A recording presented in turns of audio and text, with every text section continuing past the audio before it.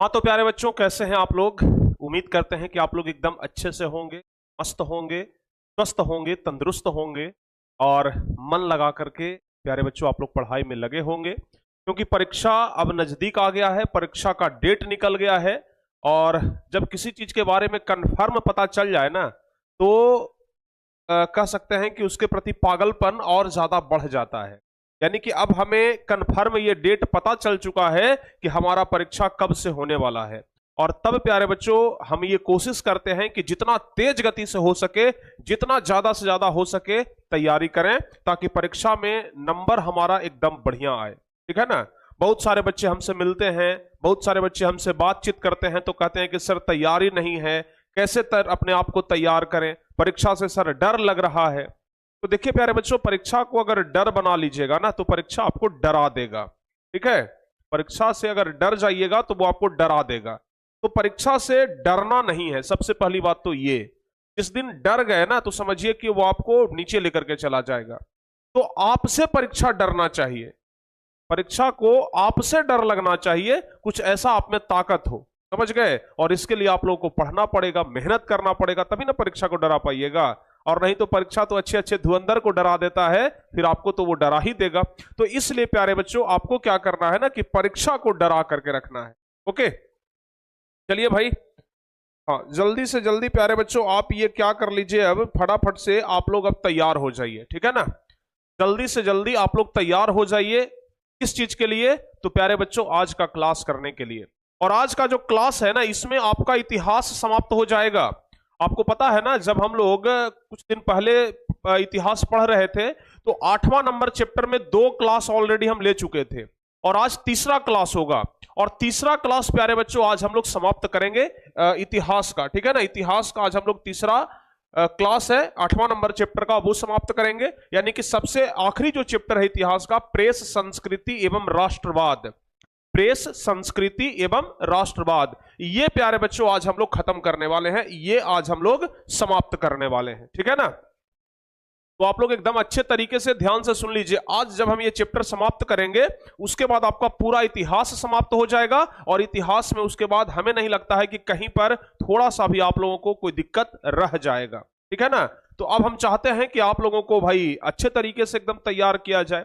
और हाँ, एक बात और बता देते हैं कि कल सुबह में प्यारे बच्चों हम ज्योग्राफी स्टार्ट करने वाले हैं। कल सुबह में ज्योग्राफी, सुबह में जो 7 बजे वाला क्लास चलता है ना, उसमें ज्योग्राफी स्टार्ट कर रहे हैं, क्योंकि अपना हिंदी खत्म हो गया, संस्कृत खत्म हो गया है। अब कुछ चैप्टर अगर बच गया है ना तो वो बच गया है सिर्फ ज्योग्राफी और इकोनॉमिक्स में। ज्योग्राफी और इकोनॉमिक्स में थोड़ा बहुत बच गया है, बाकी अपना पूरा सिलेबस प्यारे बच्चों समाप्त है। केमिस्ट्री का एक चैप्टर बच गया है जिसे प्यारे बच्चों हम खत्म कर देंगे बहुत जल्द। ठीक है ना, हो सके तो हम कल ही देख लेंगे उसको। आज जब ये चैप्टर समाप्त हो जाएगा ना तो हम उसको कल ही देख लेंगे, कोशिश करेंगे हम। चलिए, तो प्रेस, संस्कृति एवं राष्ट्रवाद चैप्टर हो गया। तो भाई काफी दिन पढ़ाए हुए, लेकिन फिर भी हमें लगता है ना कि आप लोगों को बहुत कुछ याद होगा। हमें लगता है कि आप लोगों को बहुत कुछ याद होगा जी। याद है कि भूल गए सब? बताइए तो। आप लोगों को इस चैप्टर में जो कुछ भी हम बताए थे वो कुछ चीजें याद हैं या फिर भूल गए? ठीक है ना, जल्दी से बताइए।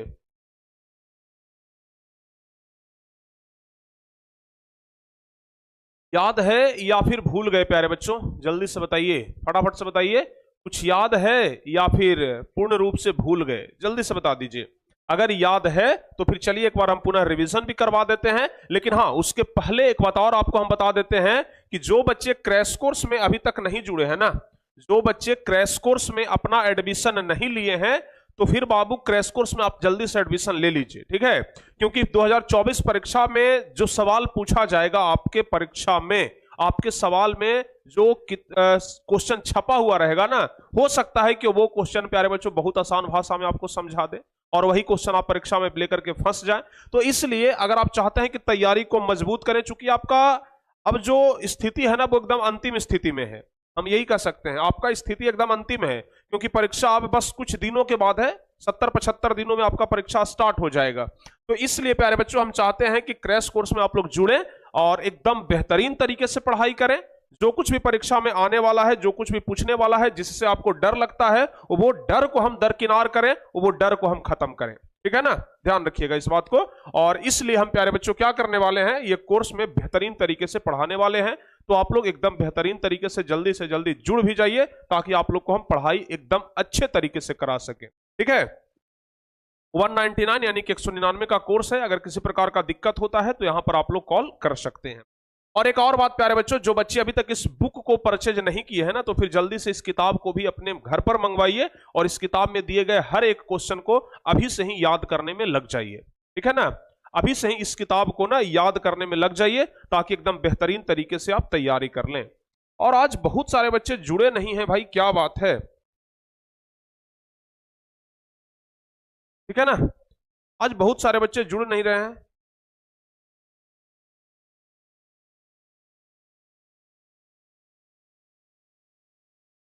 चलिए चलिए प्यारे बच्चों, तो जल्दी से जल्दी आप लोग जुड़ जाइए और क्लास को एक बार शेयर करिए। बहुत कम बच्चे जुड़े हुए हैं आज। ठीक है ना, एक बार फटाफट से ना आप लोग क्लास को शेयर कर दीजिए। जितना ज्यादा बच्चे इस क्लास को शेयर करेंगे उतना ही ज्यादा बढ़िया होगा आपके लिए। फटाफट से एक बार क्लास को शेयर कर दीजिए सभी बच्चे मिल करके। हमें लगता है कि आप लोग का डाटा पैक समाप्त हो जाता है का क्रैश कोर्स करते करते। क्रैश कोर्स करते करते आप लोगों का लगता है कि डाटा पैक समाप्त हो जाता है ना, इसलिए इस समय बहुत कम बच्चे जुड़ पाते हैं। खैर प्यारे बच्चों, जल्दी से आप लोग जुड़ जाइए ताकि हम क्लास को स्टार्ट करें। ठीक है,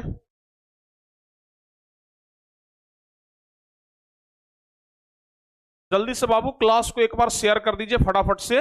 और जो बच्चे अभी तक क्लास को लाइक नहीं किए हैं तो फिर जल्दी से क्लास को लाइक भी कर दीजिए। तो लाइक और शेयर ये हमेशा बहुत तेज गति से होना चाहिए। ठीक है ना, फटाफट से क्लास को शेयर करिए। और आज हम प्यारे बच्चों पढ़ने वाले हैं क्या, पढ़ने वाले हैं आज प्रेस संस्कृति एवं राष्ट्रवाद। आपको कुछ चीजें हम बताए थे पहले, उसके बारे में थोड़ा सा रिवाइज भी करवा देते हैं। और आज मुख्य रूप से हमारा जो ध्यान होगा प्यारे बच्चों, वो इस चैप्टर के सब्जेक्टिव क्वेश्चन, चैप्टर के सब्जेक्टिव क्वेश्चन और प्लस ऑब्जेक्टिव क्वेश्चन पर होगा।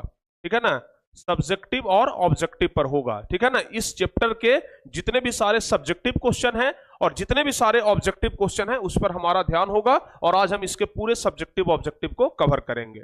चलिए, सबसे पहले हम आपको बताए थे कागज का इतिहास। कागज का इतिहास आपको पता होगा, हम आपको बताए थे कि कागज का खोज कहां से हुआ था। कागज का खोज प्यारे बच्चों हुआ था चीन से।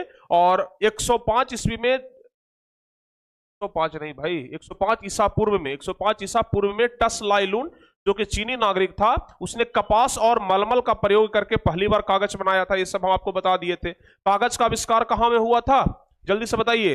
कागज का आविष्कार कहां में हुआ था, चीन में हुआ था, ध्यान रखिएगा। कागज का आविष्कार हुआ था प्यारे बच्चों चीन में। रेशम का आविष्कार भी चीन में हुआ था। प्रतियोगी परीक्षा का शुरुआत चीन में हुआ था। ठीक है ना, जब कागज का विकास नहीं हुआ था तो उसके पहले प्यारे बच्चों मानव जो थे ना, वो चट्टान और गुफाओं में अपनी खुदाई करके प्रसंगों को लिखते थे। तो इस तरीके से लोग पहले खुदाई करके अपनी बातों को लिखते थे। ठीक है, उसके बाद प्यारे बच्चों ब्लॉक प्रिंटिंग आया। हम आपको ब्लॉक प्रिंटिंग के बारे में बताए थे कि एक काठ का बना हुआ मोहर टाइप का होता था, लकड़ी का, समझ गए ना।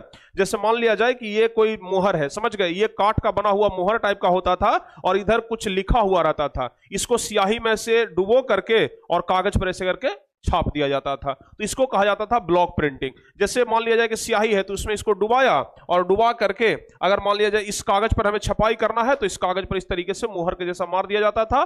और इस प्रकार के प्रिंटिंग को ब्लॉक प्रिंटिंग कहा जाता था, जिसके बारे में हम आपको बता चुके हैं। ठीक है ना, उसके बाद रेशम मार्ग से भी प्यारे बच्चों आपको बताए थे कि प्राचीन काल में चीन से भारत, मध्य एशिया एवं यूरोप को जोड़ने वाले व्यापारिक मार्ग को रेशम मार्ग कहा जाता था। आपको हम ग्राफ के माध्यम से समझाए थे कि ये जो रेड कलर का जो मार्ग है ना, यही है रेशम मार्ग। और सबसे पहले छापा खाना जो आया था वो यूरोप के इटली में आया था। चूंकि सबसे पहले इटली ही पड़ता था ना, तो छापा खाना चीन से कहां आया था, यूरोप में आया था। और यूरोप के इटली में सबसे पहले आया था और इटली से होते हुए फिर पूरे यूरोप में फैल गया था। ये हम आपको ऑलरेडी बता चुके हैं। ठीक है, उसके बाद जब ब्लॉक प्रिंटिंग से दिक्कत आने लगी तो मूवेबल टाइप बने। क्या बने, मूवेबल टाइप बने प्यारे बच्चों। यानी कि उससे क्या होता था कि मूव करा करा करके एक चीज को लिखा जाता था। जैसे ए भी लिख लिए, फिर उसको मूव करा के उसी से बी भी लिखा जाता था। तो ए बी सी डी इस प्रकार से जो भी शब्द होते थे, जो अक्षर होते थे ना, उसको मूवेबल टाइप कहा जाता था। जो कि सर्वप्रथम कब आया था, तो 13वीं सदी में आया था। इस प्रकार से हम आपको बताए थे।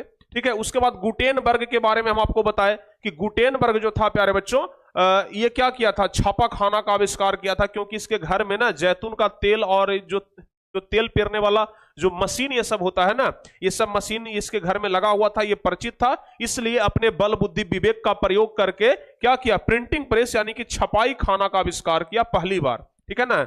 जर्मनी के मेंज नगर के कृषक जमींदार परिवार में इसका जन्म हुआ था, गुटेनबर्ग का। आपसे सवाल यह भी पूछा जाता है कि गुटेनबर्ग का जन्म कब और कहां हुआ, तो गुटेनबर्ग का जन्म प्यारे बच्चों ध्यान रखिएगा जर्मनी में हुआ था। ठीक है ना। अच्छा, प्रिंटिंग प्रेस से छपने वाला सबसे पहला पुस्तक जो था वो क्या था, बाइबिल था। हम आपको बताए थे ना, प्रिंटिंग प्रेस से छपने वाला सबसे पहला पुस्तक जो था वो क्या था, बाइबिल था। ठीक है। सर्वप्रथम बाइबिल की छपाई किसने की थी, तो गुटेनबर्ग ने की थी, ये भी हम आपको बता चुके हैं। अब देखिए यहां से सवाल क्या पूछा जाता है। सवाल कुछ लघु तरीये में 2 नंबर वाले प्रश्न में प्यारे बच्चों इस प्रकार से पूछा जाएगा कि गुटेनबर्ग ने मुद्रण यंत्र का विकास कैसे किया, इस प्रकार से सवाल पूछा जाता है। गुटेनबर्ग ने मुद्रण यंत्र का विकास कैसे किया, बताइए। हम आपको सब्जेक्टिव क्वेश्चन अभी तक नहीं पढ़ाए थे इस चैप्टर में, लेकिन अब हम आपको सब्जेक्टिव क्वेश्चन पढ़ा रहे हैं। गुटेनबर्ग ने मुद्रण यंत्र का विकास कैसे किया, तो क्या लिखेंगे, लिखेंगे कि जर्मनी के मेंज नगर में कृषक जमींदार व्यापारी परिवार में गुटेनबर्ग का जन्म हुआ था। यह बचपन से ही तेल और जैतून पेरने वाली मशीनों से परिचित था, इसलिए यह अपना ज्ञान एवं अनुभव से सीसा, टीन और बिस्मथ का प्रयोग करके प्रिंटिंग प्रेस का आविष्कार कर दिया। ठीक है। तो इस तरीके से प्यारे बच्चों इस जवाब का इस क्वेश्चन का जवाब हम लोग लिखेंगे। सारे बच्चे समझ गए का जवाब कैसे लिखा जाएगा, सारे बच्चे समझ गए ना। चलिए अब अगला नंबर क्वेश्चन है कि छापा खाना यूरोप कैसे पहुंचा। अभी हम आपको बताएं कि चीन से होते हुए रेशम मार्ग के जरिए इटली में पहुंचा और इटली से फिर पूरे यूरोप में पहुंचा। ठीक है ना। छापा खाना यूरोप में कैसे पहुंचा आपको बताए थे। मार्को पोलो व्यक्ति था, वो गया था चीन। ठीक है ना। कब गया था, 1295 में। 1295 ईस्वी में मार्को पोलो का नाम पहले से कितने लोग सुन के रखे हैं, बताइए। मार्को पोलो का नाम सुना है ना। तो मार्को पोलो प्यारे बच्चों गया था चीन। चीन में जब देखा कि अरे यहां तो भाई छपाई का अलग तरीका ही चल रहा है, तो वहां से प्यारे बच्चों क्या किया कि उस तकनीक को, वो ब्लॉक प्रिंटिंग वाली तकनीक को इटली में लेकर के आया, यूरोप में। तो लिखेंगे कि 1295 में मार्को पोलो जब चीन से यूरोप यानी कि इटली वापस आया, तो वह अपने साथ चीन में प्रचलित वुड ब्लॉक छपाई, वुड मतलब होता है लकड़ी, ब्लॉक छपाई मतलब लकड़ी के काठ वाला जो ब्लॉक छपाई होता था ना, उसी को कहते हैं वुड ब्लॉक छपाई। तो उस तकनीक को वो साथ लेकर के आया था, कहां में, यूरोप में, इटली में। इससे हस्तलिखित पांडुलिपियों के स्थान पर वुड ब्लॉक प्रिंटिंग की छपाई की तकनीक विकसित हुई। यानी कि हाथ से जो पांडुलिपि लिखा जाता था ना, उस पांडुलिपि के जगह पर अब यूरोप में भी ब्लॉक प्रिंटिंग की शुरुआत हो गई थी, जो इटली से शुरू होकर के यह तकनीक यूरोप के अन्य भागों में भी फैल गया। यानी कि इटली से शुरू हुआ और धीरे धीरे पूरे यूरोप में फैल गया। तो यह क्वेश्चन पूछा जाता है, यह क्वेश्चन पूछा जाता है कि छापा खाना यूरोप कैसे पहुंचा। तो आपको जवाब यही देना है कि छापा खाना को यूरोप में लाने का मुख्य श्रेय जो है ना, वो मार्को पोलो को जाता है। आपसे ऑब्जेक्टिव क्वेश्चन में भी पूछा जाएगा कि छापा खाना को यूरोप में लाने का मुख्य श्रेय किनको जाता है। ठीक है। छापा खाना को यूरोप में लाने का मुख्य श्रेय किनको जाता है, तो ये मुख्य श्रेय प्यारे बच्चों जाता है किनको, पता है, ये मुख्य श्रेय जाता है मार्को पोलो को। 1295 ईस्वी में लेकर गए थे वुड ब्लॉक प्रिंटिंग की पहली तकनीक को, समझ गए ना, चीन से लाए थे। ये दोनों क्वेश्चन आप लोग याद कर लीजिएगा। अब उसके बाद हम आपको बताए थे मार्टिन लूथर के बारे में, जो कि धर्म विरोधी नेता थे। ठीक है। मार्टिन लूथर के बारे में बताए थे, जो कि प्यारे बच्चों चर्च की कुरीतियों को आलोचना करके अपनी 95 स्थापनाएं लिखी थी। यानी कि चर्च में, ईसाई धर्म में बहुत ज्यादा अंधविश्वास फैला हुआ था। ईसाई धर्म में बहुत ज्यादा अंधविश्वास फैला हुआ था। लेकिन क्या हुआ प्यारे बच्चों, ये अंधविश्वास का फायदा जो पादरी लोग थे, जो ईसाई में, जैसे हम लोगों के पंडित जी होते हैं ना, उसी प्रकार से ईसाई में पादरी लोग होते हैं। तो पादरी लोग क्या करते थे कि इन अंधविश्वासों का फायदा उठा करके खूब रुपया पैसा कमाते थे और इनका ये विरोध किए थे। और विरोध करने के लिए इनक्विजिशन आया था प्यारे बच्चों। इनक्विजिशन क्या होता है, धर्म विरोधी विचारों को दबाने के लिए एवं विरोधी विचारधारा के प्रशासकों और पुस्तकों विक्रेताओं पर प्रतिबंध लगाया गया। यानी कि धर्म विचार विरोधक जो पुस्तक था, जो कि धर्म के बारे में झूठी बातें बताता था, गलत सलत बातें बताता था, उन सभी का विरोध करना ही क्या कहलाता था, इनक्विजिशन कहलाता था। तो आपसे परीक्षा में यह सवाल पूछा जाता है कि इनक्विजिशन से आप क्या समझते हैं, इसकी जरूरत क्यों पड़ी। ठीक है ना, यह सवाल पूछा जाता है परीक्षा में। तो यह भी एक लघुतरीय प्रश्न है, ये प्यारे बच्चों एक लघुतरीय प्रश्न है 2 नंबर का, कि इनक्विजिशन से आप क्या समझते हैं, इसकी जरूरत क्यों पड़ी। समझ में आया ना? ये सवाल पूछा जाता है, इनक्विजिशन से आप क्या समझते हैं, इसकी जरूरत क्यों पड़ी? तो हम लोग लिखेंगे, धर्म विरोधी विचारों को दबाने के लिए, धर्म विरोधी विचारों को दबाने के लिए कैथोलिक चर्च में इनक्विजिशन आरंभ किया, जिसके माध्यम से धर्म विरोधी विचारों को दबाने के लिए एवं विरोधी विचारधारा के प्रकाशकों और पुस्तक विक्रेताओं पर प्रतिबंध लगाया। यानी कि जो वैसे पुस्तक को बेच रहे थे जो धर्म विरोधी था, यानी कि धर्म का आलोचना करता था, धर्म के बारे में उल्टा पुल्टा बातें बताता था, वैसे सभी किताबों पर प्रतिबंध लगाया गया। और प्रतिबंध लगाने की इस जो प्रक्रिया है ना, उसी को इनक्विजिशन कहा गया। इसकी जरूरत इसलिए पड़ी क्योंकि यहां पर क्वेश्चन में कह रहा है कि इसकी जरूरत क्यों पड़ी, यानी कि इनक्विजिशन की जरूरत क्यों पड़ी। तो लिखेंगे, इसकी जरूरत इसलिए पड़ी क्योंकि छपाई से नए बौद्धिक माहौल का निर्माण हुआ था। ठीक है ना? छपाई से नए बौद्धिक माहौल का विकास हुआ था, आंदोलन के नए विचारों का फैलाव बड़ी तेजी से आम लोगों तक पहुंचा। इससे कम पढ़े लिखे लोगों भी धर्म का अलग अलग परिचित हुए। विपरीत विचार आने से कैथोलिक चर्च क्रुद्ध हो गया, जिसके कारण से इनक्विजिशन शुरू किया गया। ठीक है ना? तो इनक्विजिशन क्या है, इनक्विजिशन की जरूरत क्यों पड़ी, अगर आपसे यह सवाल पूछा जाए तो इसका जवाब इस तरीके से लिखिएगा, पूरा पूरा आपको 2 नंबर मिलेगा। ठीक है ना? पूरा पूरा ये 2 नंबर मिलेगा। देखिए, एक बच्चे लिख रहे हैं कि सर अब हमें पता चला कि ये वाला क्वेश्चन हमें क्यों नहीं याद होता था, क्योंकि अभी तक हम कॉन्सेप्ट ही नहीं समझे थे। अब कॉन्सेप्ट समझ गए ना, अब तो याद हो जाना चाहिए ना, जल्दी से बताइए, अब तो याद हो जाएगा। चलिए भाई, बहुत बढ़िया। अब चलिए प्यारे बच्चों, हम आगे बढ़ते हैं और भारतीय प्रेस के विकास में ईसाई धर्म प्रचारकों के योगदान का मूल्यांकन करें। यह क्वेश्चन भी पूछा जाता है। ठीक है ना? यह भी क्वेश्चन पूछा जाता है, लेकिन यह दीर्घ उत्तरीय का क्वेश्चन है। ये जो क्वेश्चन है ना, ये है प्यारे बच्चों दीर्घ उत्तरीय का क्वेश्चन, यानी कि अगर ये पूछा जाएगा तो ये 5 नंबर का पूछा जाएगा। अगर ये क्वेश्चन पूछा जाएगा ना, तो प्यारे बच्चों ध्यान रखिएगा, 5 नंबर का पूछा जाएगा। क्वेश्चन क्या कह रहा है, भारतीय प्रेस के विकास में ईसाई धर्म प्रचारकों के योगदान का मूल्यांकन करें। तो लिखेंगे, भारतीय प्रेस के विकास में ईसाई धर्म प्रचारकों का बड़ा योगदान था। ठीक है? भारतीय प्रेस के विकास में ईसाई धर्म प्रचारकों का बहुत बड़ा योगदान था। 16वीं सदी के मध्य में गोवा में पुर्तगाली धर्म प्रचारकों ने पहली बार छापाखाना खोला। उन लोगों ने स्थानीय लोगों से कौन सी भाषा सीखी, तो कोंकणी भाषा। पहले एक भाषा चलता था कोंकणी भाषा, तो वो भाषा सीख करके उसमें अनेक पुस्तकें छापी। 16वीं शताब्दी से कैथोलिक पादरियों ने तमिल भाषा में पहली पुस्तक कोचीन में प्रकाशित की। इसी समय से भारत में पुस्तकों की छपाई ने गति पकड़ी। 1674 ईस्वी तक कोंकणी और कन्नड़ में लगभग 50 पुस्तकों का प्रकाशन हो चुका था। डच धर्म प्रचारक भी पुस्तकों की छपाई में पीछे नहीं रहे। उन लोगों ने पुरानी पुस्तकों का क्या किया, अनुवाद सहित 32 तमिल भाषा की किताबें छापी। इस प्रकार भारत में पुस्तकों का प्रकाशन यूरोपीय धर्म प्रचारकों द्वारा आरंभ किया गया। यानी कि भारत में जो पुस्तकों का प्रकाशन का जो आरंभ किया गया ना, वो यूरोपीय धर्म प्रचारकों के द्वारा ही किया गया। ध्यान रखिएगा इस बात को। तो ये आपके किताब का ही क्वेश्चन था, आपके किताब में, आपके इतिहास के किताब में ही ये क्वेश्चन दिया गया है, इसलिए हम इसका जवाब आपको बता दिए। ठीक है ना? अब चलिए आगे, ये वाला क्वेश्चन पूछा जाता है, इसी टॉपिक से संबंधित है कि मुद्रण क्रांति ने आधुनिक विश्व को कैसे प्रभावित किया। मुद्रण क्रांति यानी कि जब किताब छपने लगा, जब कागज का आविष्कार हुआ, तो आधुनिक विश्व को प्रभावित किया। कैसे प्रभावित किया, इसके बारे में प्यारे बच्चों पूछा जाता है। ठीक है ना? इसके बारे में पूछा जाता है कि मुद्रण क्रांति ने आधुनिक विश्व को कैसे प्रभावित किया। बताइए कैसे हो जाएगा, क्या हो जाएगा, जल्दी से बताइए। क्या लिखेंगे इसका जवाब? इसका जवाब मेरे भाई क्या लिखेंगे, जल्दी।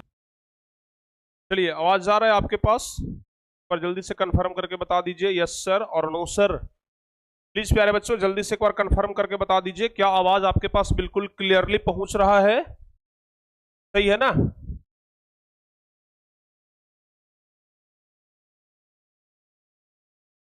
ठीक है, सब कुछ क्लियर है? चलिए, मुद्रण क्रांति ने आधुनिक विश्व को कैसे प्रभावित किया, यह क्वेश्चन आपसे पूछा गया था। ठीक है ना? यह क्वेश्चन आपसे पूछा गया था, मुद्रण क्रांति ने आधुनिक विश्व को कैसे प्रभावित किया, यही क्वेश्चन था ना जी। मुद्रण क्रांति ने आधुनिक विश्व को कैसे प्रभावित किया, यह क्वेश्चन प्यारे बच्चों आपसे पूछा गया था। चलिए इस क्वेश्चन का जवाब हम आपको बताते हैं। ठीक है ना?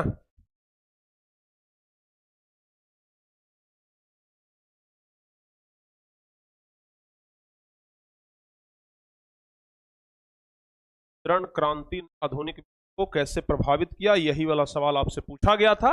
और अब प्यारे बच्चों इसका जवाब आप लोगों को हम बताते हैं। क्वेश्चन था कि मुद्रण क्रांति ने आधुनिक विश्व को कैसे प्रभावित किया, तो इसका जवाब क्या लिखेंगे? लिखेंगे कि छापखाना की संख्या में वृद्धि के परिणाम स्वरूप पुस्तक निर्माण में वृद्धि हुई। यानी कि जब छापखाना का विकास हुआ, प्रिंटिंग प्रेस का जब विकास हुआ, तो बहुत सारी पुस्तकें छपने लगी। जब प्रिंटिंग प्रेस का विकास हुआ तो पुस्तकें बहुत ज्यादा छपने लगी, बहुत ज्यादा की संख्या में प्यारे बच्चों पुस्तकें छपना शुरू हुआ। 15वीं शताब्दी तक यूरोपीय बाजार में लगभग 2 करोड़ मुद्रित किताबें आ गई। ठीक है ना, 15वीं शताब्दी तक लगभग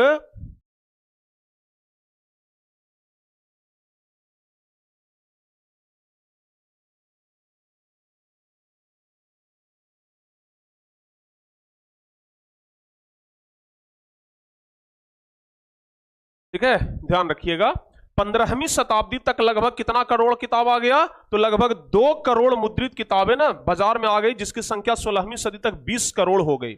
यानी कि जब छापा खाना का विकास हुआ, ध्यान रखिएगा, जब छापा खाना का विकास हुआ तो बहुत अधिक की संख्या में किताबों का छपाई शुरू हो गया। ठीक है ना, यहां तक याद रखिएगा।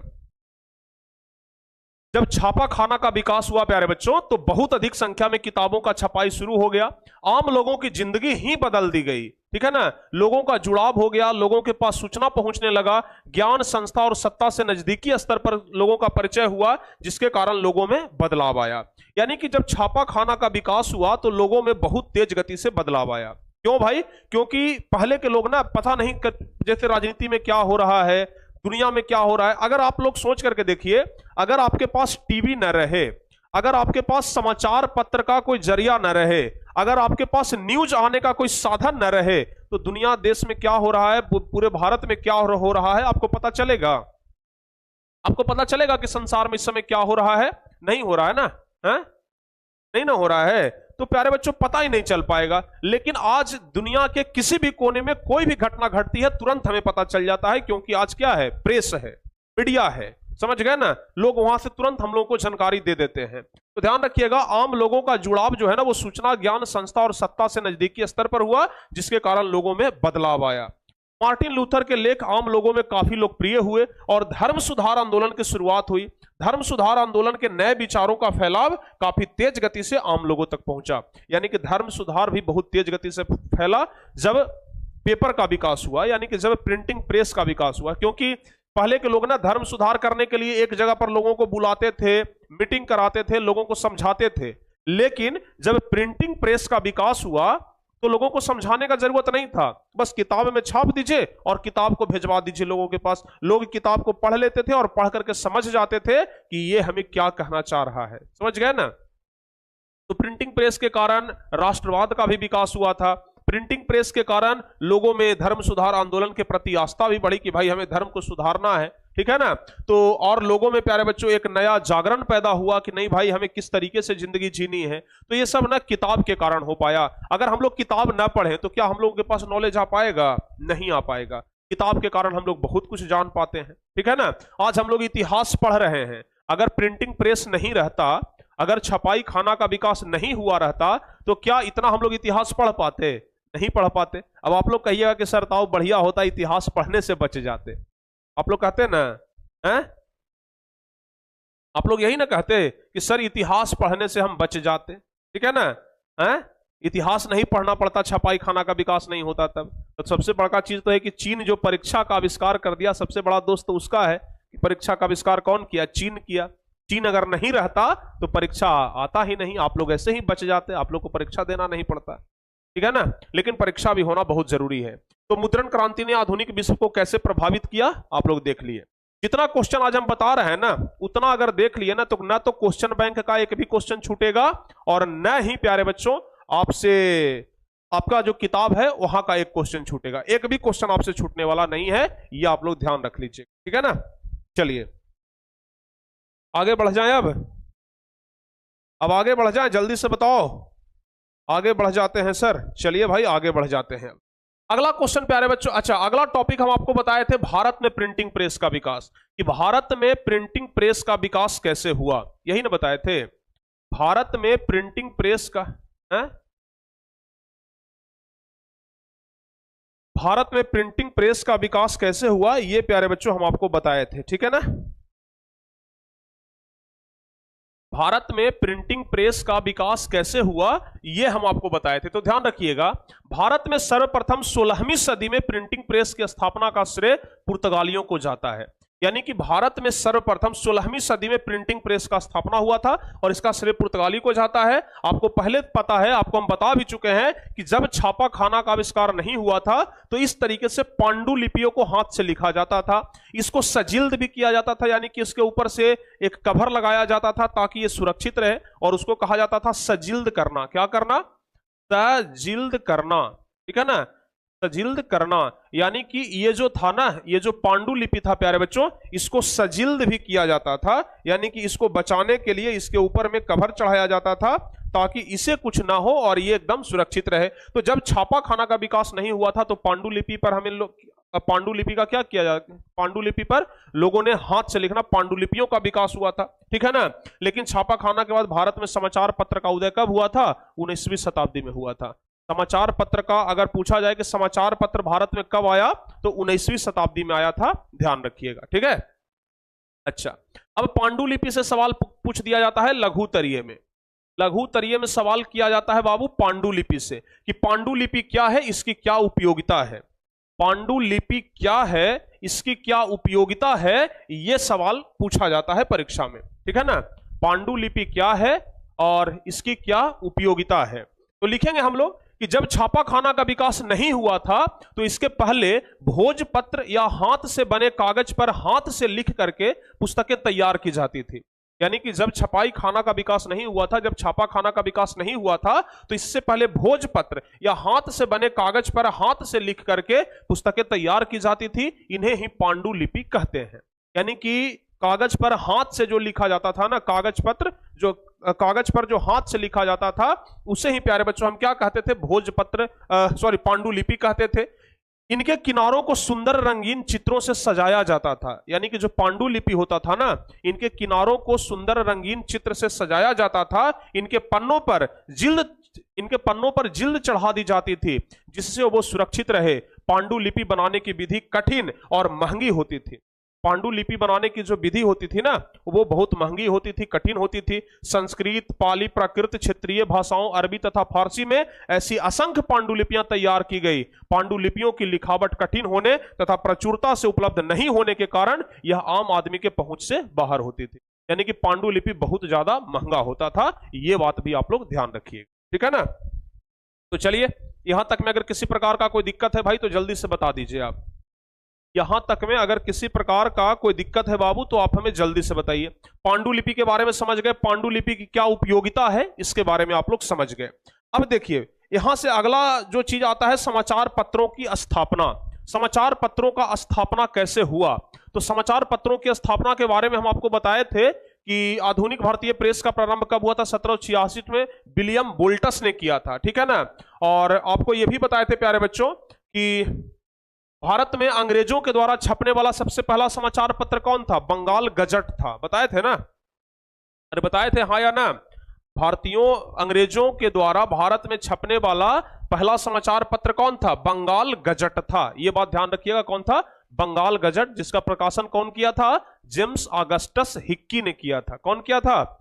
जेम्स ऑगस्टस हिक्की ने किया था, ठीक है। और 1780 में अंग्रेजों के द्वारा प्रकाशित किया गया था इंडिया गजट। 1780 ईस्वी में अंग्रेजों के द्वारा इंडिया गजट प्रकाशित किया गया। और कहा, अगर देखिए, सबसे पहले जो अखबार आया था ना, वो अंग्रेजों ने लेकर के आया, ठीक है ना, बंगाल गजट। लेकिन जब बंगाल गजट बंद हुआ तो इंडिया गजट आया। लेकिन भारतीय लोगों के द्वारा जो पहला अखबार निकाला गया वो भी था बंगाल गजट, ठीक है ना। तो बंगाल गजट सबसे पहले अंग्रेजों के द्वारा निकाला गया, पुनः फिर भारतीयों के द्वारा भी बंगाल गजट निकाला गया था।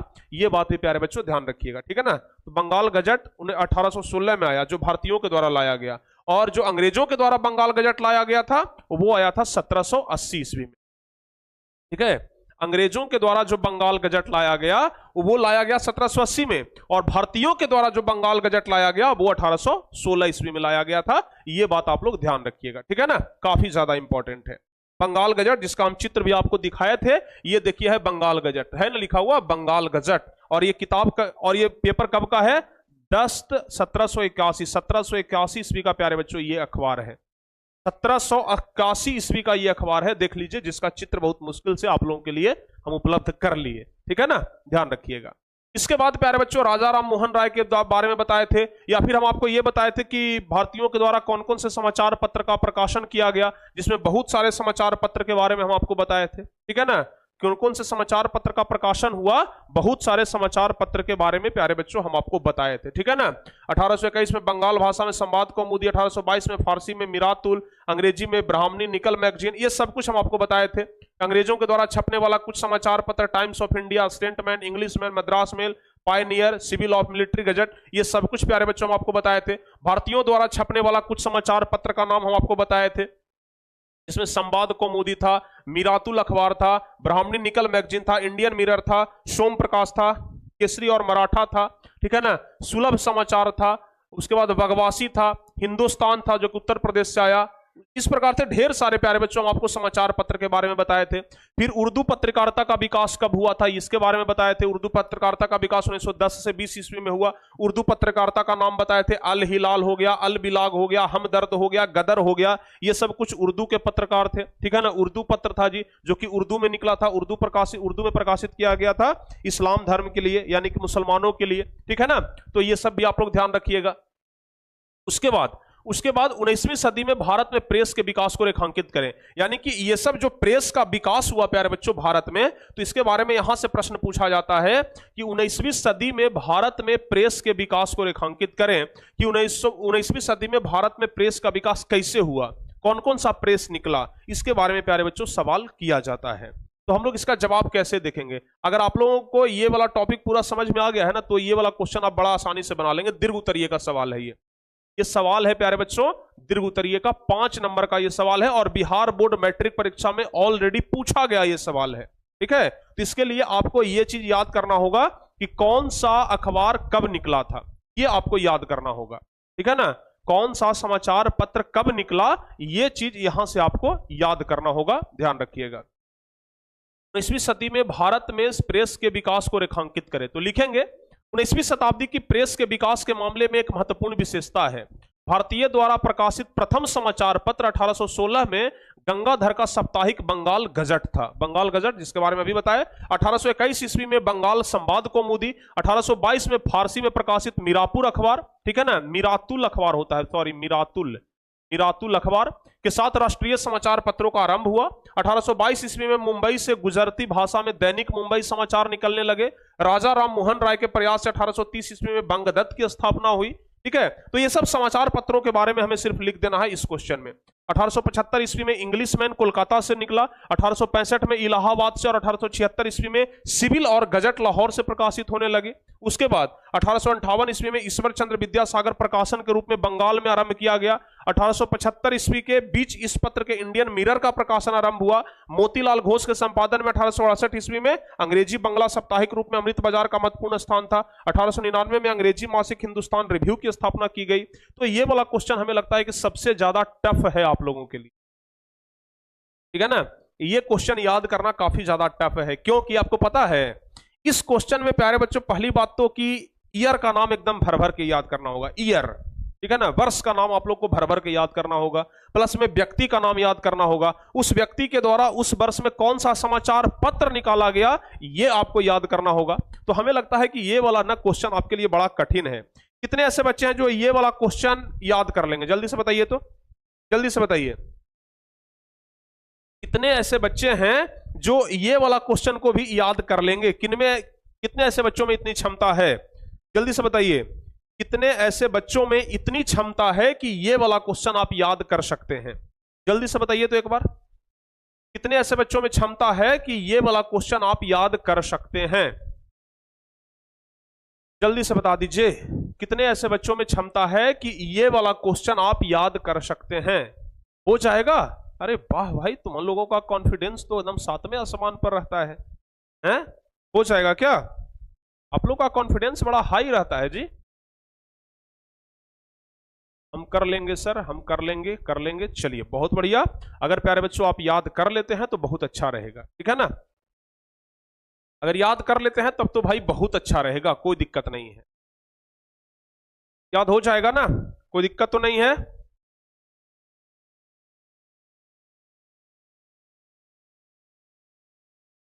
याद कर लेंगे सर, अगर आप समझा दिए तो कितना भी बड़ा क्वेश्चन याद कर लेंगे।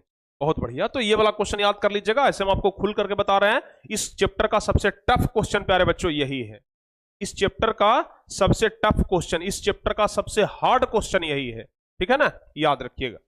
चलिए, अब क्वेश्चन ये भी पूछा जाता है कि भारतीय प्रेस की विशेषताओं को लिखें। भारतीय प्रेस की क्या विशेषता है?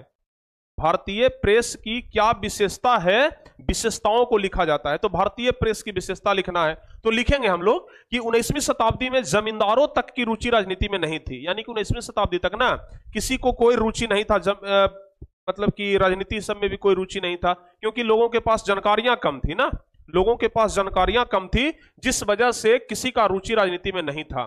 समाचार पत्रों का वितरण कम था, फिर समाचार पत्र द्वारा धार्मिक और जातीय भेदभाव की आलोचना करने से धार्मिक एवं सामाजिक सुधार आंदोलन को बल मिला। भारत में दो तरह के प्रेस थे, एंग्लो इंडियन और भारतीय प्रेस। आपको बताए थे कि भारत में दो तरीके का प्रेस चलता था, एक तो चलता था एंग्लो इंडियन जो कि अंग्रेजों का समाचार पत्र था, और एक चलता था भारतीय प्रेस जो कि भारतीयों का समाचार पत्र था। एंग्लो इंडियन जो था प्यारे बच्चों अंग्रेजी में था, जिसको कि बहुत कुछ छूट मिला हुआ था। एंग्लो इंडियन अंग्रेजी में था जिसको बहुत हद तक छूट मिला हुआ था, समझ गए ना, बहुत हद तक छूट मिला हुआ था। लेकिन प्यारे बच्चों एक बात ध्यान रखिएगा, एंग्लो इंडियन के अलावा भारतीय प्रेस जो था ना उसको बहुत हद तक प्रतिबंधित कर दिया गया था। भारतीय प्रेस को बहुत हद तक प्रतिबंधित कर दिया गया था। एंग्लो इंडियन की प्राकृतिक विदेशी तथा यह भारतीयों में फूट डालो और शासन करो की नीति पर काम करता था। इसके द्वारा भारतीय नेताओं पर राज्य के प्रति गैर वफादारी का सदैव आरोप लगाया जाता रहा। 19वीं से 20वीं सदी में राजा राम मोहन राय, सुरेंद्रनाथ बनर्जी, बाल गंगाधर तिलक, दादा भाई नौरोजी, जवाहरलाल नेहरू, ये सब प्यारे बच्चों इनके प्रमुख, इन लोगों का ना प्रमुख योगदान रहा किसमें, भारतीय प्रेस की, भारतीय प्रेस में। इन लोगों का बहुत काफी हद तक योगदान रहा भारतीय प्रेस में, इसके बारे में आप लोग याद रखिएगा, ठीक है। चलिए, क्लियर है ना? चलिए, यहां तक सारे बच्चों का क्लियर है, ये समझ लिए। अब उसके बाद हम आपको बताए थे वर्नाक्यूलर प्रेस एक्ट के बारे में। किसके बारे में बताए थे? वर्नाक्यूलर प्रेस एक्ट के बारे में बताए थे, याद है आप लोगों को? हम प्यारे बच्चों वर्नाक्यूलर प्रेस एक्ट के बारे में आपको बताए थे। क्या बताए थे? कि लॉर्ड लिटन के द्वारा यह कानून लाया गया था। वर्नाक्यूलर प्रेस एक्ट जो था वो लॉर्ड लिटन के द्वारा लाया गया था, जिसमें प्यारे बच्चों हिंदी समाचार पत्रों को प्रतिबंधित कर दिया गया था। बताए थे ना, हिंदी समाचार पत्रों को प्रतिबंधित कर दिया गया था, इसके बारे में हम आपको बता चुके हैं। तो वर्नाक्यूलर प्रेस एक्ट को पत्र पत्रिकाओं का मुंह बंद करने वाला भी अधिनियम कहा जाता है।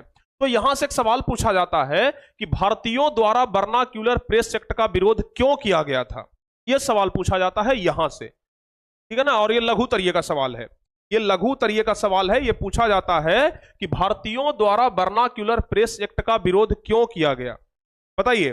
भारतीयों द्वारा वर्नाक्यूलर प्रेस एक्ट का, भारतीयों द्वारा वर्नाक्यूलर प्रेस एक्ट का विरोध क्यों किया गया? तो जवाब में हम लोग लिखेंगे कि भारतीयों द्वारा वर्नाक्यूलर प्रेस एक्ट का विरोध किया गया क्योंकि लॉर्ड लिटन के द्वारा 1878 ईस्वी में लाए गए वर्नाक्यूलर प्रेस एक्ट का मुख्य उद्देश्य देसी भाषा के समाचार पत्रों पर कठोर अंकुश लगाना था। जो देसी भाषा के समाचार पत्र थे ना, जो देसी भाषा के समाचार पत्र थे, उन लोगों को प्यारे बच्चों बहुत, उन लोगों पर ना जो देसी भाषा के समाचार पत्र थे, यानी कि जो हिंदी भाषा के समाचार पत्र थे, उन पर बहुत कठोर अंकुश लगा दिया गया था। इस नियम के अनुसार, इस अधिनियम के अनुसार भारतीय समाचार पत्र ऐसा कोई समाचार प्रकाशित नहीं कर सकते थे जो अंग्रेजी सरकार के प्रति दुर्भावना प्रकट करता हो। इस कानून द्वारा प्रेस पर कठोर नियंत्रण लगाया गया। इस प्रतिबंध से बचने के लिए प्रकाशकों को अपने लेखों की समीक्षा करवानी पड़ी थी, इसलिए भारतीय राष्ट्रवादियों ने इस अधिनियम का कड़ा विरोध किया। चलिए यहां से एक ऑब्जेक्टिव का सवाल पूछते हैं।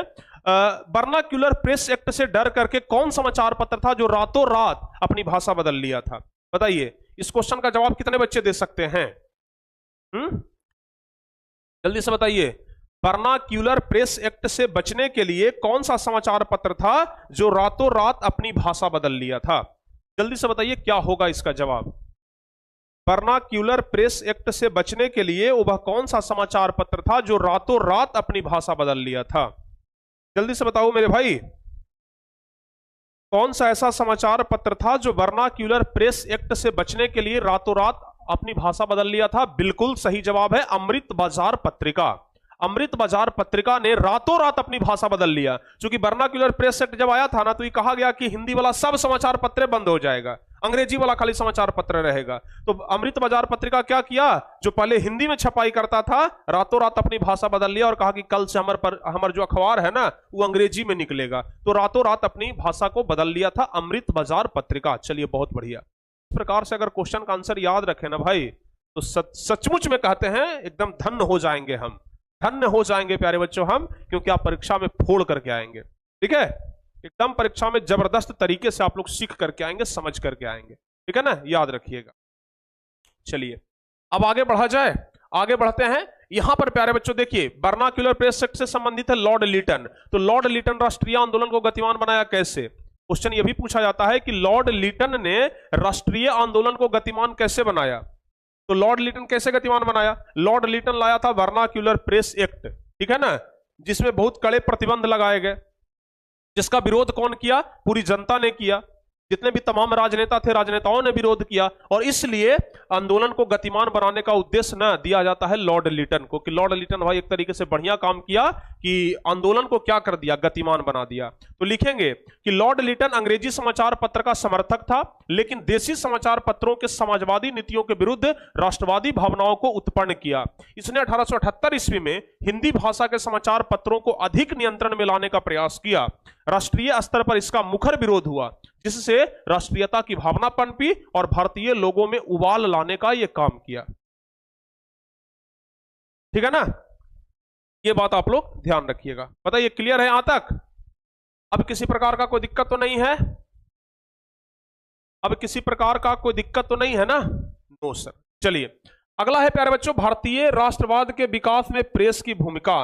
भारतीय राष्ट्रवाद के विकास में प्रेस की भूमिका, कि भारतीय राष्ट्रवाद के विकास में प्रेस की क्या भूमिका है। ठीक है ना, भारतीय राष्ट्रवाद के विकास में प्रेस की क्या भूमिका है। देखिए, अगर प्रेस नहीं रहता ना, तो बहुत हद तक यह संभव था कि हमें आजादी थोड़ा और लेट से मिलती, क्योंकि प्रेस के कारण ही लोगों को जागृत किया गया, प्रेस के कारण ही लोगों को जागृत किया गया, प्रेस के कारण ही लोगों को जगाया गया, प्रेस के कारण ही लोगों को भड़काया गया, प्रेस के कारण ही लोगों को बताया गया कि हमें कैसे लड़ना चाहिए। समझ गए ना, ये बात ध्यान रखिएगा। तो क्वेश्चन है कि भारतीय राष्ट्रवाद के विकास में प्रेस की क्या भूमिका है?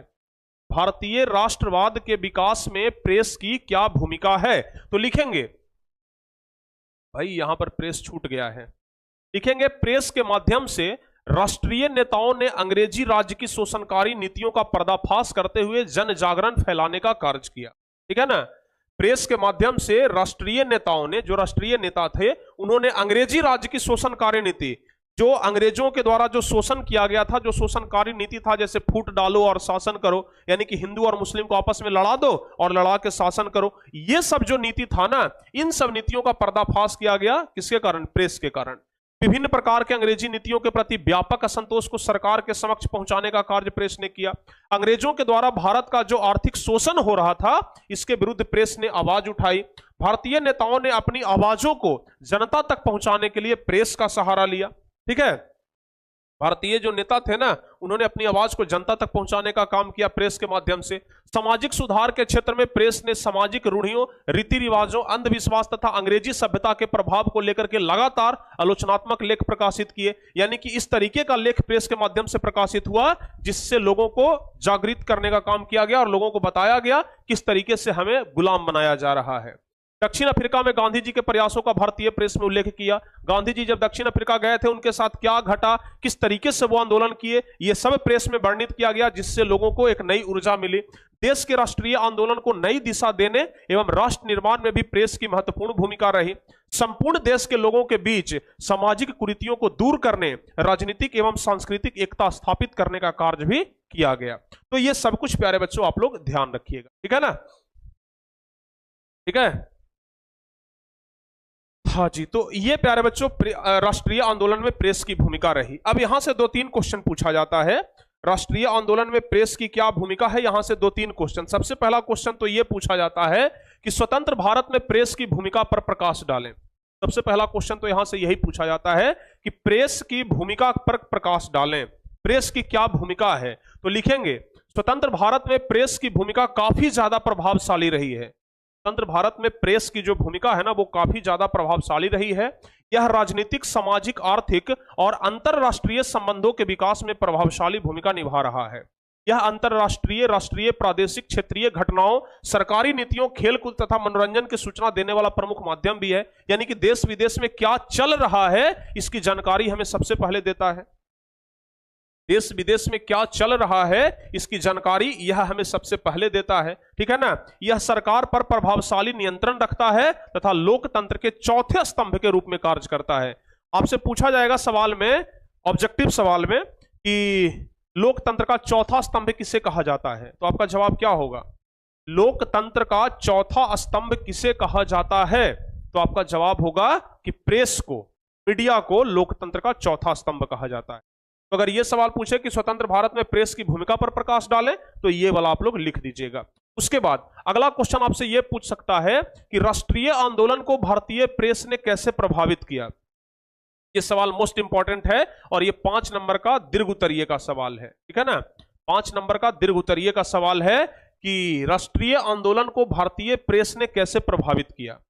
राष्ट्रीय आंदोलन को भारतीय प्रेस ने कैसे प्रभावित किया? तो लिखेंगे हम लोग कि प्रेस में राष्ट्रीय आंदोलन के हर पक्ष, चाहे वह राजनीतिक हो, आर्थिक, सामाजिक हो या फिर सांस्कृतिक हो, सबको प्रत्यक्ष रूप से प्रभावित किया। प्रेस के माध्यम से राष्ट्रीय नेताओं ने अंग्रेजी सरकार की नीति में नव जागरण फैलाने का कार्य किया। प्रेस ही था जो कि लोगों में नव जागरण फैलाने का कार्य किया। भारतीय राष्ट्रीय कांग्रेस की स्थापना से पहले समाचार पत्र ने राजनीतिक शिक्षा देने का दायित्व अपने ऊपर लिया। देश में राष्ट्रीय चेतना का प्रचार काफी तेज गति से हुआ। अंग्रेजों द्वारा जो भारत का आर्थिक शोषण हो रहा था, इसके विरुद्ध भी प्रेस ने आवाज उठाई। यानी कि अंग्रेजों के द्वारा जो भारतीयों का शोषण किया जा रहा था, अंग्रेजों के द्वारा जो गुलाम बनाया जा रहा था, इस बात का भी प्यारे बच्चों आवाज उठाया गया। दक्षिण अफ्रीका में गांधी जी के प्रयासों का भारतीय प्रेस ने उल्लेख किया गया। देश के राष्ट्रीय आंदोलनों को एक नई दिशा एवं निर्माण में प्रेस की महत्वपूर्ण भूमिका रही। संपूर्ण देश के लोग के बीच सामाजिक कुरीतियों को दूर करने तथा राजनीतिक एवं सांस्कृतिक एकता में महत्वपूर्ण योगदान दिया गया। तो ये सब कुछ आप लोग अच्छे तरीके से याद कर लीजिएगा। और अब इस चैप्टर का सबसे लास्ट सब्जेक्टिव क्वेश्चन है दीर्घ उत्तरीय का है। इस चैप्टर का सबसे लास्ट सब्जेक्टिव क्वेश्चन है दीर्घ उत्तरीय का है कि मुद्रण क्रांति के बहुआयामी प्रभाव क्या थे, विवरण दे। ये क्वेश्चन भी बिहार बोर्ड मैट्रिक परीक्षा में पूछा गया क्वेश्चन, ठीक है ना। पूछा गया क्वेश्चन है कि मुद्रण क्रांति के बहुआयामी प्रभाव क्या थे। सबसे लास्ट क्वेश्चन है इस चैप्टर का। इसके बाद आपका ये चैप्टर समाप्त हो जाएगा, ठीक है ना। फिर ऑब्जेक्टिव क्वेश्चन पर हम लोग चलेंगे। मुद्रण क्रांति के बहुआयामी प्रभाव, तो लिखेंगे मुद्रण क्रांति ने आम लोगों की जिंदगी बदल दी। अगर पेपर का विकास नहीं हुआ होता प्यारे बच्चों, तो जिंदगी कुछ और ही रहता। लेकिन मुद्रण क्रांति ने क्या किया, पूरा जिंदगी ही बदल दिए, पूरे बात बदल दिए, पूरे जज्बात बदल दिए, ठीक है ना। पूरे बात बदल दिए, पूरे जज्बात बदल दिए। आम लोगों का जुड़ाव जो है ना, वो सूचना, ज्ञान, संस्था और सत्ता से नजदीकी स्तर पर हुआ। मुद्रण क्रांति के फलस्वरूप किताबें समाज के सभी वर्गों तक पहुंच गई। जब किताब छपना शुरू हुआ, जब मुद्रण क्रांति आया, तो समाज के हर वर्ग तक किताब पहुंचा, ठीक है ना। जो पहले लोग सिर्फ सुनते थे ना, वो पढ़ना शुरू कर दिए थे। इस प्रकार का बात हुआ। किताब के आसान होने से पढ़ने की नई संस्कृति विकसित हुई। एक नया पाठक वर्ग पैदा हुआ। साक्षरता बढ़ने हेतु पुस्तकों को रोचक तस्वीरों और लोकगीत और लोक कथाओं से सजाया गया। यानी कि लोग किताब को पढ़ें, इसके लिए किताब को आकर्षक बनाया गया। कैसे आकर्षक बनाया गया? तो उसमें कुछ बढ़िया बढ़िया चित्र दे दिया गया, उसमें गाना लिख दिया गया, उसमें गीत लिख दिया गया, ताकि अच्छे तरीके से लोगों का रुझान इसकी तरफ बढ़े। यानी कि लोग किताब को पसंद करें। पहले जो लोग सुनकर के ज्ञान अर्जन करते थे, वे अब पढ़ करके भी ज्ञान अर्जन कर सकते थे। इससे इनके अंदर तार्किक शक्ति का विकास हुआ। पठन पाठन का व्यापक प्रचार प्रसार हुआ, ठीक है। मुद्रण क्रांति के फलस्वरूप प्रगति और ज्ञानोदय का प्रकाश फैलने लगा। लोगों में निरंकुश सत्ता से लड़ने के लिए नैतिक साहस का संचार होने लगा था। इसने वाद विवाद की नई संस्कृति को जन्म दिया। धर्म और आस्था को तार्किकता की कसौटी पर कसने से मानवतावादी दृष्टिकोण विकसित हुए। इस तरह की नई सार्वजनिक दुनिया में सामाजिक क्रांति को जन्म दिया। यानी कि प्यारे बच्चों, मुद्रण क्रांति ने, हम कह सकते हैं कि एक सामाजिक क्रांति को जन्म दिया। मुद्रण क्रांति जो था एक सामाजिक क्रांति को क्या किया, जन्म दिया। तो कुल मिलाकर के आपका ये पूरा चैप्टर प्यारे बच्चों यहीं पर क्या हो गया, समाप्त हो गया, है ना। जी हाँ बिल्कुल प्यारे बच्चों, पूरा चैप्टर यहां पर आपका अब समाप्त हो गया। ठीक है, पूरा चैप्टर यहां पर अब आपका समाप्त हो गया। हाँ क्लियर है, बिल्कुल यहां पर आपका चैप्टर समाप्त होता है। और अब हम लोग चलते हैं ऑब्जेक्टिव क्वेश्चन की तरफ, और ऑब्जेक्टिव क्वेश्चन अब हम लोग देखना शुरू करेंगे जी, ठीक है ना। ऑब्जेक्टिव क्वेश्चन के लिए प्यारे बच्चों तैयार रहिए, और ज्यादा ऑब्जेक्टिव क्वेश्चन नहीं बल्कि हम सिर्फ आपको 20 ऑब्जेक्टिव क्वेश्चन बताएंगे। और अगर आप ये 20 ऑब्जेक्टिव क्वेश्चन याद कर लेते हैं तो समझिए कि आपका इस चैप्टर से हो जाएगा। ऐसे हम आपको एक डाटा बता दें कि 2023 परीक्षा में इस चैप्टर से ना मात्र 4 ऑब्जेक्टिव क्वेश्चन पूछा गया था। 2023 परीक्षा में इस चैप्टर से 4 ऑब्जेक्टिव क्वेश्चन पूछा गया था, ध्यान रखिएगा। कौन कौन सा ऑब्जेक्टिव क्वेश्चन था जरा ध्यान से समझिए। सबसे पहला ऑब्जेक्टिव क्वेश्चन प्यारे बच्चों कि महात्मा गांधी ने किस पत्र का संपादन किया, बताइए पहला का सही जवाब, कितने बच्चे बता रहे हैं। महात्मा गांधी ने किस पत्र का संपादन किया, पहला का सही जवाब बताइए। जवाब क्या होगा ठीक है ना, महात्मा गांधी ने यंग इंडिया का संपादन किया, बी नंबर ऑप्शन सही। दूसरा नंबर क्वेश्चन है कि किस पत्र ने रातों रात वर्नाक्यूलर प्रेस एक्ट से बचने के लिए अपनी भाषा बदल ली। वो कौन सा पत्र था जिसने वर्नाक्यूलर प्रेस एक्ट से बचने के लिए रातों रात अपनी भाषा बदल ली, तो वो था प्यारे बच्चों अमृत बाजार पत्रिका, यानी कि सी नंबर ऑप्शन सही जवाब हो जाएगा, सी नंबर ऑप्शन सही जवाब होगा। तीसरा है कि 13वीं सदी में किसने ब्लॉक प्रिंटिंग के नमूने यूरोप में पहुंचाए। चीन से यूरोप में ब्लॉक प्रिंटिंग के नमूने कौन लाया था, मार्को पोलो लाया था ना, तो जवाब हो जाएगा मार्को पोलो, ए नंबर ऑप्शन सही होगा। अगला क्वेश्चन है चौथा नंबर, और चौथा नंबर कह रहा है कि गुटेनबर्ग का जन्म किस देश में हुआ था। गुटेनबर्ग का जन्म, तो गुटेनबर्ग का जन्म हुआ था जर्मनी में, चौथा का बी नंबर ऑप्शन क्या हो जाएगा, सही जवाब हो जाएगा। गुटेनबर्ग का जन्म जर्मनी में हुआ था। अगला नंबर क्वेश्चन बता दीजिए भाई, अगला नंबर क्वेश्चन है कि गुटेनबर्ग ने सर्वप्रथम किस पुस्तक की छपाई की। गुटेनबर्ग ने सर्वप्रथम किस पुस्तक की छपाई की, तो जवाब हो जाएगा बाइबिल, बाइबिल की छपाई की। गुटेनबर्ग ने सर्वप्रथम बाइबिल की छपाई की। उसके बाद अगला क्वेश्चन है छठा नंबर, छठा नंबर क्वेश्चन है इंग्लैंड में मुद्रण कला को पहुंचाने वाला कौन था। इंग्लैंड में मुद्रण कला को पहुंचाने वाला कौन था, छठा नंबर क्वेश्चन सही जवाब कौन सा होगा, तो इंग्लैंड में मुद्रण कला को पहुंचाने वाला व्यक्ति का नाम था कैकस्टन। क्या नाम था, कैकस्टन, याद रखिएगा। अगला है प्यारे बच्चों सातवां नंबर, और सातवां नंबर क्वेश्चन कह रहा है किसने कहा मुद्रण ईश्वर की दी हुई महानतम देन है, सबसे बड़ा तोहफा है। ये किसने कहा था, ये मार्टिन लूथर ने कहा था, मार्टिन लूथर ने कहा था। यहां पर गड़बड़ाने के लिए, आप लोग को कंफ्यूज करने के लिए एक ऑप्शन और रह सकता है, मार्टिन लूथर किंग, और एक है सिर्फ मार्टिन लूथर। तो किंग मत करिएगा, सिर्फ मार्टिन लूथर करिएगा, ठीक है ना, किंग मत करिएगा, सिर्फ मार्टिन लूथर करिएगा। चलिए आठवां नंबर क्वेश्चन बता दीजिए, रूसो कहां का दार्शनिक था। रूसो कहां का दार्शनिक था प्यारे बच्चों, तो रूसो था फ्रांस का दार्शनिक, ए नंबर ऑप्शन सही। रूसो कहां का दार्शनिक था, फ्रांस का दार्शनिक था। अगला है 9वां नंबर क्वेश्चन, कह रहा है कि विश्व में सर्वप्रथम मुद्रण की शुरुआत कहां हुई। विश्व में सर्वप्रथम मुद्रण की शुरुआत कहां हुई, मुद्रण की शुरुआत सबसे पहले हुई थी चीन में, सी नंबर ऑप्शन सही। मुद्रण की शुरुआत सबसे पहले चीन में हुई। उसके बाद अगला क्वेश्चन है 10वां नंबर क्वेश्चन क्या कह रहा है, 10वां नंबर क्वेश्चन है कि किस देश की सिविल सेवा परीक्षा ने मुद्रित पुस्तकों की मांग बढ़ाई। किस देश की सिविल सेवा परीक्षा ने मुद्रित पुस्तकों की मांग बढ़ाई, तो आपको पता है कि सिविल सेवा परीक्षा का शुरुआत भी बाबू चीन में ही हुआ था, तो सी नंबर ऑप्शन सही जवाब होगा। अगला नंबर क्वेश्चन है 11 नंबर, और 11 नंबर कह रहा है कि मुद्रण तकनीक का विकास सर्वप्रथम कहां हुआ था। मुद्रण विकास का भी, जो मुद्रण तकनीक है ना, इसका विकास भी चीन में ही हुआ था। कागज का खोज सबसे पहले कहां हुआ था, चीन में हुआ था, तो जवाब आप लोग ध्यान रखिएगा। अगला क्वेश्चन है मार्टिन लूथर कौन थे। मार्टिन लूथर कौन थे, तो मार्टिन लूथर एक धर्म सुधारक थे, 12 का सी नंबर ऑप्शन सही जवाब हो जाएगा, ठीक है ना, 12 का सी नंबर ऑप्शन। चलिए 13 नंबर क्वेश्चन, इनक्विजिशन क्या था। इनक्विजिशन क्या था, तो इनक्विजिशन एक धर्म अदालत था जो कि धर्म विरोधी पुस्तकों को प्रतिबंधित करता था, ठीक है ना। अगला number question, vernacular press act कब हुआ प्यारे बच्चों, 1878 ईस्वी में, सबको पता है। वर्नाक्यूलर प्रेस एक्ट कब हुआ, 1878 ईस्वी में, ध्यान रखिएगा। 15 नंबर क्वेश्चन क्या कह रहा है, इसमें से कौन निम्न जातीय आंदोलन के प्रणेता थे। निम्न जातीय आंदोलन के प्रणेता कौन थे? तो इसका जवाब होगा ज्योतिबा राव फूले। पूरा नाम है ज्योतिबा राव फूले। तो कौन निम्न जातीय आंदोलन के प्रणेता थे? ज्योतिबा राव फूले, याद रखिएगा। अगला है हिंद स्वराज पुस्तक के लेखक। तो हिंद स्वराज पुस्तक के लेखक कौन है? महात्मा गांधी हैं। हिंद स्वराज पुस्तक के लेखक कौन है? महात्मा गांधी है। 16 का ए नंबर ऑप्शन सही जवाब हो जाएगा। 17 नंबर क्वेश्चन, 95 स्थापनाएं किसने लिखी? तो मार्टिन लूथर ने। 95 स्थापनाएं किसने लिखी?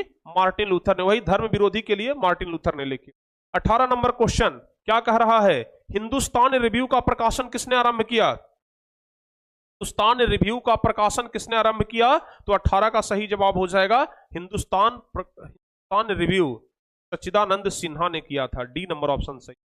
हिंदुस्तान रिव्यू का प्रकाशन किसने किया? सच्चिदानंद सिन्हा। उसके बाद 19वां नंबर क्वेश्चन क्या कह रहा है? कागज का आविष्कार किस देश में हुआ? तो कागज का आविष्कार चीन में हुआ। और अब सबसे लास्ट क्वेश्चन है इस चैप्टर का, ऐतिहासिक मुद्रण शोध कब शुरू हुआ था? ऐतिहासिक मुद्रण शोध शुरू हुआ था 1440 ईस्वी में। 20 का प्यारे बच्चों बी नंबर ऑप्शन क्या हो जाएगा? सही जवाब हो जाएगा। ठीक है ना। तो इस चैप्टर में टोटल 20 क्वेश्चन था, आप लोग 20 क्वेश्चन याद कर लीजिएगा।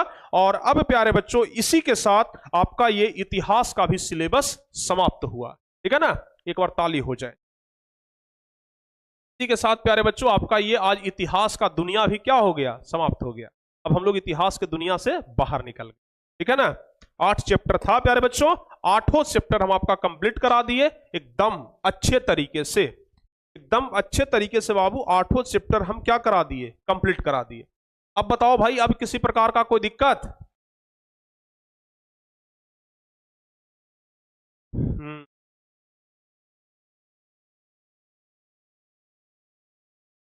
क्लियर है ना?